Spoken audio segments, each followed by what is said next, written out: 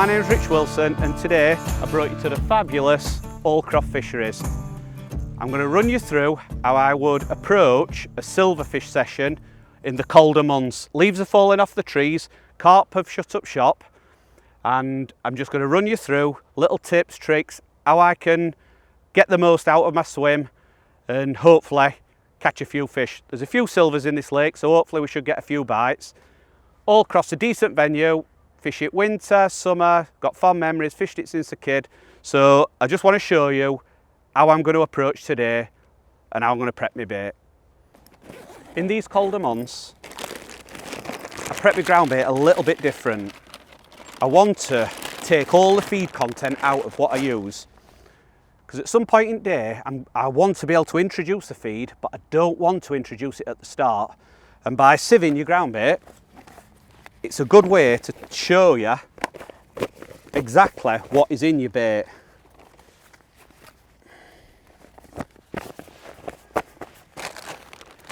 A good mix for me has been F1 Sweet, black, dark, and I also like to make it a little bit greeny until the colour really drops out of the water. And then I want to add a bit of fish meal content, so I'm going to either use a match method dark or the 50/50 method paste green, and I'll show you what the bits in these and why I use it and what I take out.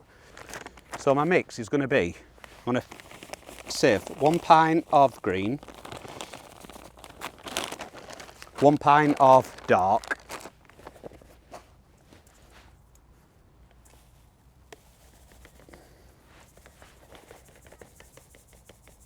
so 1mm flour sieve. It'll take any particles that the fish can physically eat out of your ground bait.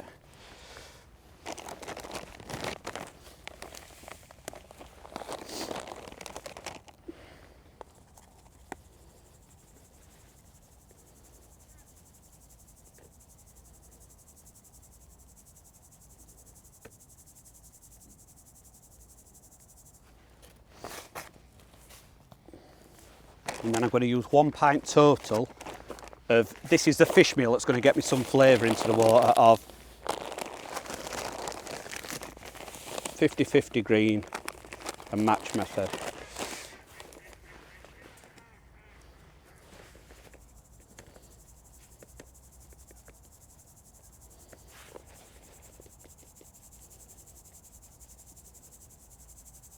And you can see how many particles were left in the sieve in the stronger one. These are what I don't want to go into the peg at first, because they're what fish can eat, but I'm going to save them. I don't know if you can see that. You can see the particles, they're like pellets. I do not want to feed them at the start, but I don't want to chuck them away. So these are all crushed pellet basings, so they will all sink. So at any point I can add them to the feed if I feel I've got to put more fish meal in, more particles, more feed content without putting more hook. The baits I'm putting on the hook I don't necessarily want to feed, because I only want sometimes my hook bait to be there. I want to attract the fish with the ground bait. I want to feed them with the particles I put through the feeder and put on the hook. I don't really want to feed anything I'm not going to put on the hook. So they'll be just put aside.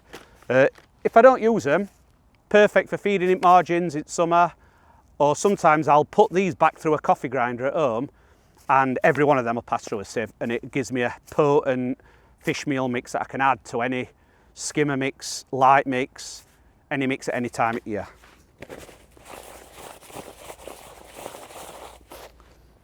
This gives me a nice dark tingy green before I mix it up. And that sort of thing is going to be plenty enough for a session on a hard day, winter, feeding little amounts, little and often. We're not going to be boshing it like we would in summer. Happy days.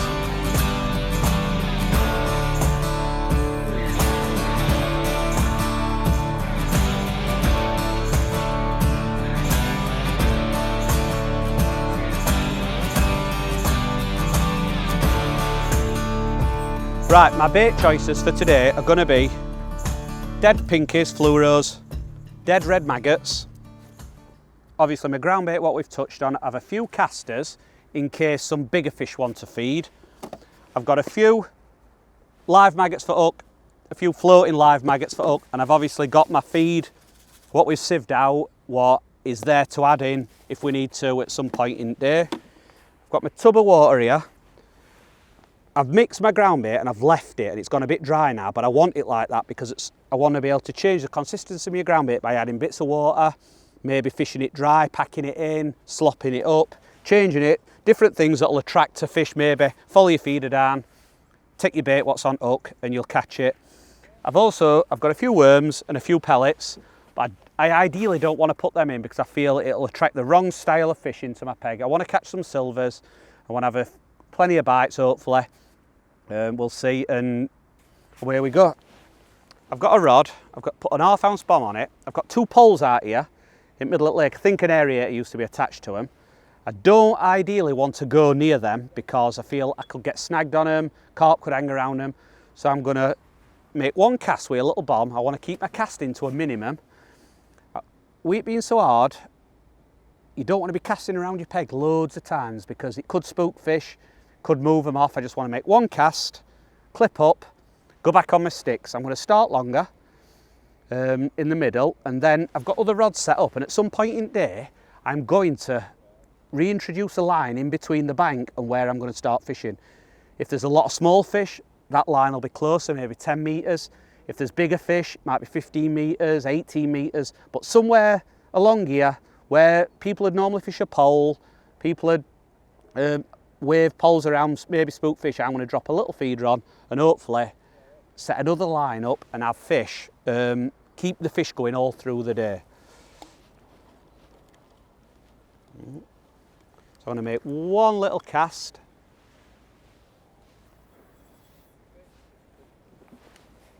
Exactly where I want to be. I'm going to clip up. And I'm going to put this on my sticks, find the exact distance, just in case I have to take the line clip off if I hook a carp, big tench. I can let it go, land it, go straight back on my sticks, get bang on my distance and be fishing within seconds again. When I mentioned going onto my sticks, here's a little thing I do. The Aqualock 1.95 metre old haul, 2 sticks equal 5 centimetres, which gives me bang on 2 metres in total. Places like Southfield and that, I've stopped using ropes because I've tripped that many people up and it moves my sticks that I know I can set that up anywhere without avoiding everyone, not tripping anyone up, feeder on. Each wrap's 2 metres, 2, 4, 6, 8, 10, 12, 14, 16, 18, 20, 22, 24. It is nearly 26, so I'm going to go to 26 to be super accurate.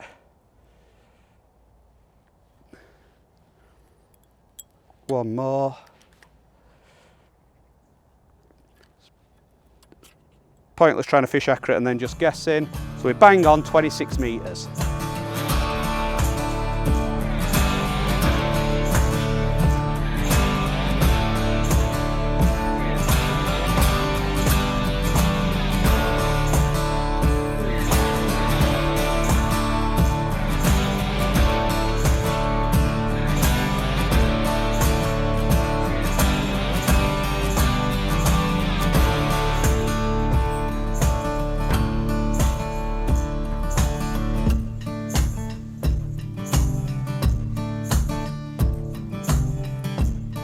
My feeder choice today is going to be, whereas in the summer we would bait up with this, say this feeder, and fish the medium one over the top, introducing loads of bait and this and other, that's going to be no good for winter. So that one's going to be made redundant, but it doesn't mean this one isn't going to come into play. This is the medium zippler rider and the small zippler riser in the cage. I'm going to start on the 15 gram mini. I feel 15 grams going to get me to where I want to be today. I've also got a 30 and a 20 gram on my tray, but unless the wind gets up or I really need to nail it on deck, I don't feel I'm going to do. So I will start on this feeder. And the reason is the amount of bait I'm going to feed. If you can see, That is how much bait goes in a thing. And if my one hook bait or couple of free offerings are on top, that's way enough to catch the fish in the winter. This size feeder, the medium, I may use to bait up if I feel I've one cast introduce a decent amount of feed into the peg without making multiple casts. And you can obviously see the amount of bait difference that adds. And I just feel this little pile's more chance of catching me quick fish than this. But I cannot count that out because at some point in match I may need to introduce a decent amount of feed in one go. My very first cast is going to be made with one dead red maggot, hooked the right way, one dead red pinker, hooked the wrong way. I'm not being tight, but I'm going to put 5 pinkies in my ground bait. I don't know how hard it's going to be. Last thing I want to do is introduce too much bait at the start and not be able to catch a fish.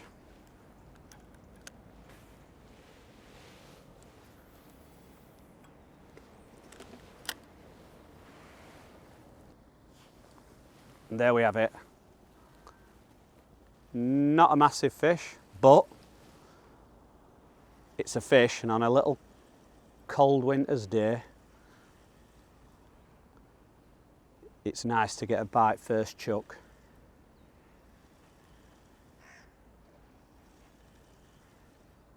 Play it steady because you never know.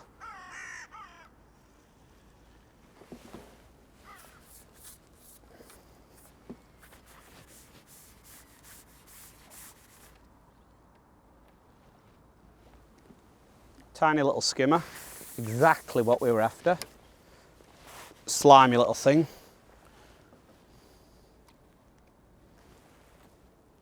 They're the bread and butter fish of winter, exactly what we were targeting. Nice little fish. I'm going to do exactly the same again with second cast. 5 pinkies, worked first time. Pinky and a maggot again. No need to change what's just worked. Bang on money. The last bite had a tiny little indication before the main bite. That could have been a bite. It also could have just been a little line as it were picking bait up. Just let it develop into a proper bite. You ideally want to be making as few casts as you can in the winter. So letting your bite develop and picking up when there's a fish on is the aim of the game in this thing, in this time of year.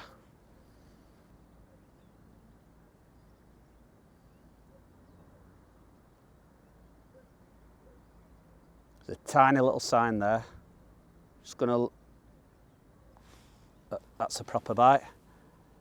And that is well, I don't know if it is a bit better fish, but it's another welcome fish. That's 2 casts. 2 proper bites. It's exactly what we wanted to do today.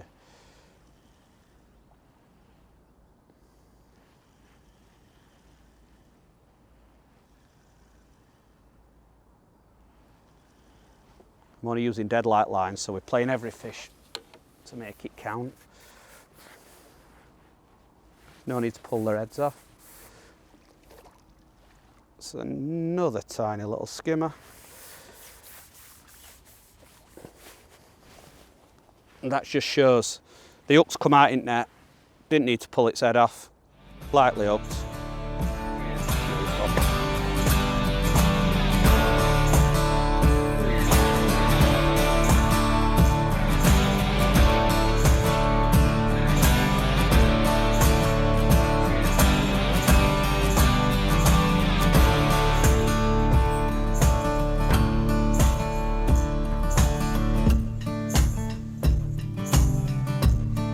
So I've just had a couple of fish, make my first few chucks, and I know there's a few fish there, so I can leave my peg. I'm just going to show you the rig I use.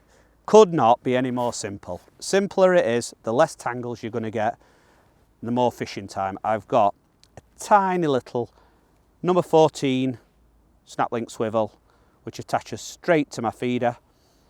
Below that, I've got one tiny little number 8 stot, I'm not casting mega far, so I only need to put one on. I don't feel it's going to come off. If I were casting into distance, I would put 2 on just in case I lose one, but this is dead delicate fishing. I've then got a 6-inch tiny little twizzle boom that's just going to protect my line while it's round feeder, internet and this and other. And then I've got a 50 centimetre 012 fluorocarbon hook length to a tiny little 16 hook, which is just perfect for 1 maggot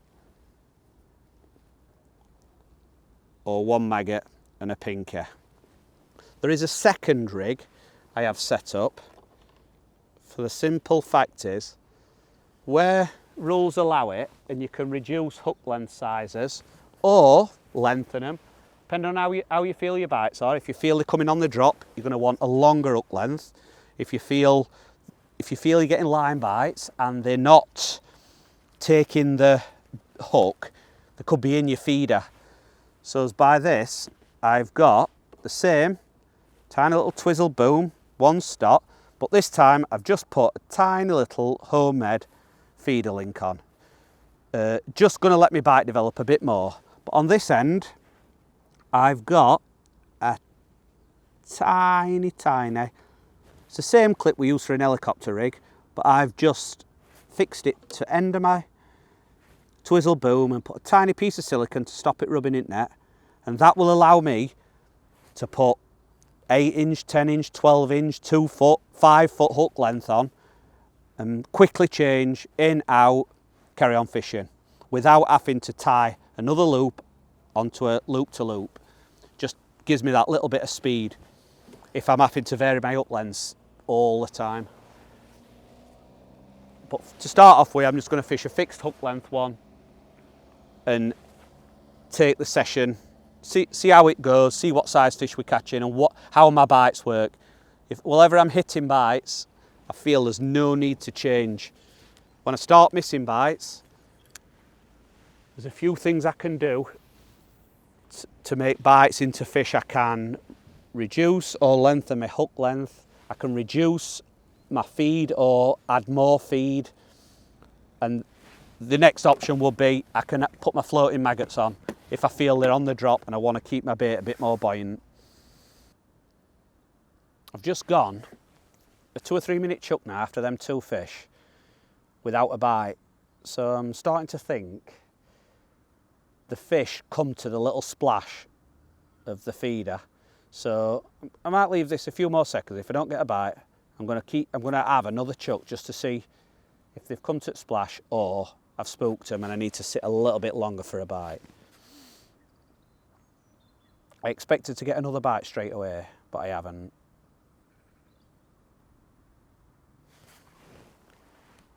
We'll have another quick chuck. Oh, and as we speak, we've picked up on one. If you can't be good, be lucky.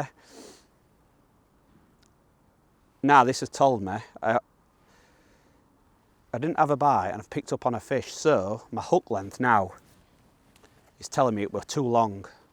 I've given this fish too much. I haven't given this fish too much room to swim around, and it won't give me a bite. So if this happens again, we will reduce the hook length in size. It's also a little bit better fish as well.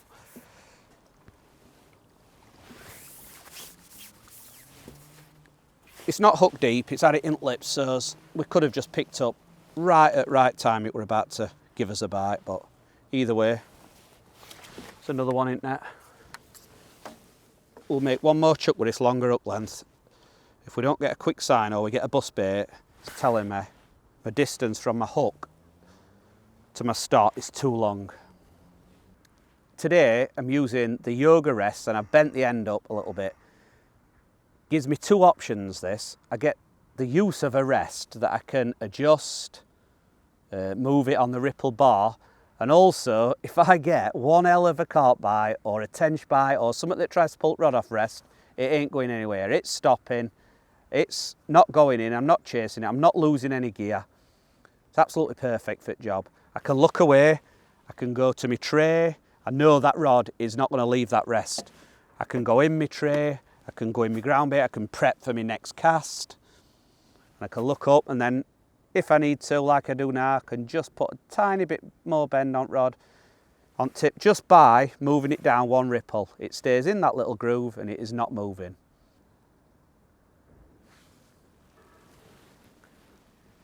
I've shortened my hook length off a little bit, and that instantly was a way better bite. Proper pulled it round, positive, no messing around. I'm using an 11-foot rod today. Don't need to go any bigger or smaller. It's a Superior SL, the super light version. I'm using an Extremity 520 reel with 3 pound Maxima on. I know the 520 might sound big, but it's got a big, wide spool. It's a nice, slow retrieve. It's perfect for this sort of fishing. Never let the size of the reel put you off if it's right for the job. It's a nice, slow wind. It's what I want for when I'm reeling these fish. So I can pick up, I can start reeling, and I can just let the rod, the super soft rod, and I mean super soft. I think they're designed for this sort of winter work. It's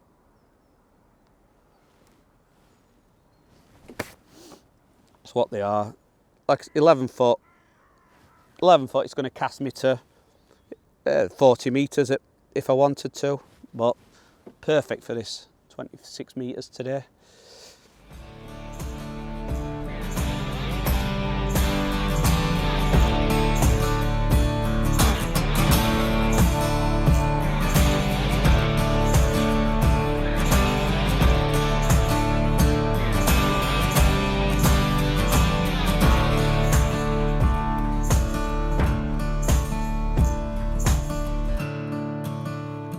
Good advantage of these trays, this is the hooded tray, the hood is down, is that everyone has a measure on here.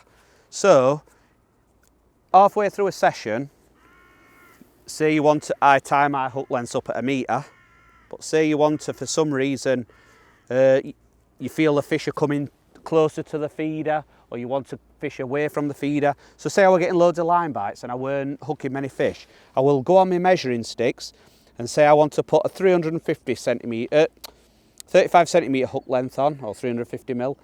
I will do it there. I'll just tie my loop, bang there, snip my tag end off, and that I know I am bang on 35 centimetres away from the hook. That is now ready to go on next cast as soon as I come in. These are on all the trays, this one as well. Very, very important knowing how far away your hook bait is from your feeder. The nice little bit with that is I could tie all my hook lengths up to 1 metre long, and I can adjust them on the day. And I know if I, say for instance I started on a 50 centimetre hook length and that were the optimum length, and I break off, I can go straight back on my markers, tie up 50 centimetre hook length, nip it off, put it on, and we're fishing straight away, exactly the same as we were before. I've been fishing on my longer line for a couple of hours now, and I'm catching some fish, I've started to get bites. It's just noticeably gone a little bit iffy. So I'm going to use this time to pick up a rod I've now clipped up at 16 metres. I've put the bigger of the Zippler risers on. I'm going to feed 4 or 5 of them, 16 metres. We have quite a few dead pinkies in. I'm going to leave it for 20 minutes, and then hopefully it gives me the option to drop short, keep going long, rotating my lines, keep putting fish in net, keep bites coming. The longer I leave a line when I come off it, the quicker I will get the bite when I go back on.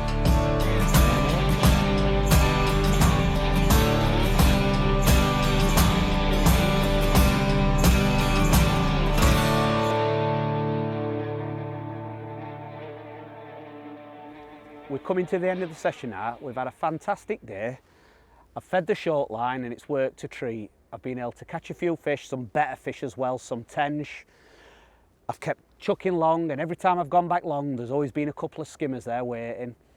And if I could conclude one thing today, it's been I've not caught a great deal on a shorter hook length.